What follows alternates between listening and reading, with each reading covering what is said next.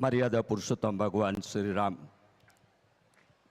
અને પૂર્ણ પુરુષોત્તમ ભગવાન શ્રી કૃષ્ણના પ્રાગટ્ય પર્વના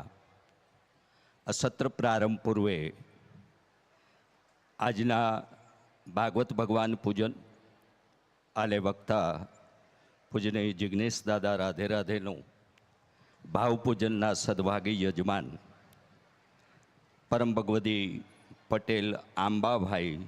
કરમશીભાઈ ગામ ઢીમાને વિનંતી કરીશ કે તેઓ અને તેમના પરિવારજનો ભાગવત ભગવાન અને વક્તા પૂજનીય જિગ્નેશ દાદાનું ભાવપૂજન સંપન્ન કરશે. સદભાગી યજમાન છે પટેલ આંબાભાઈ કરમશીભાઈ ઢીમા અને તેમના પરિવારજનો. આપણે સૌ સદભાગી છીએ કે ઈશ્વરને પણ આમંત્રણ આપનારા રાજ્ય અને દેશના આપણે લોકો છીએ. આપણે ગાયને માં કહેનારા, ધરતીને માં કહેનારા, નદીને માં કહેનારા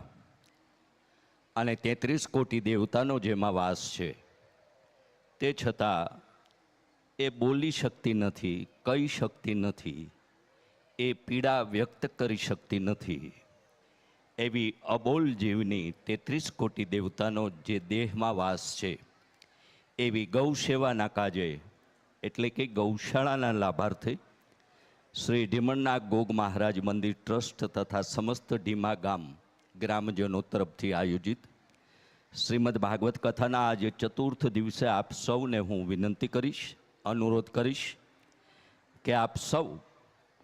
આવી વિશાળ સંખ્યામાં જ્યારે ભગવત ગુણગાનના સાક્ષી બની રહ્યા છો, ત્યારે આ સત્સંગની સાથે સત્કર્મનું ભાથું બાંધવા પણ આપ સૌ મુખ્ય પ્રવેશ દ્વાર પાસે આ ટ્રસ્ટના કાર્યાલય પર, અન્યથા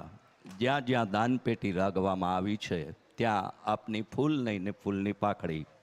એવી અબોલ ગૌ સેવામાં આપનું યોગદાન આપશો તેવી વિનંતી કરીશ.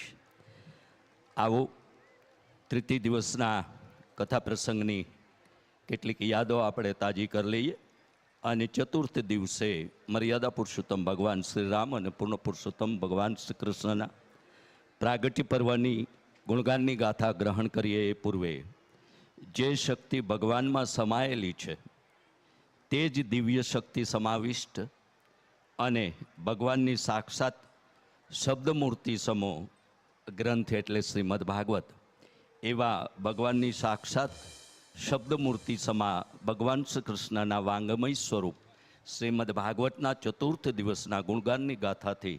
આપણને સૌને પ્રેરિત કરવા યુવા ભાગવતાચાર્ય પૂજ્ય જિગ્નેશ દાદાને વિનંતી કરતા સૌને જય ઢીમણનાગ, જય ધરણીધર, જય શ્રી કૃષ્ણ, રાધે રાધે.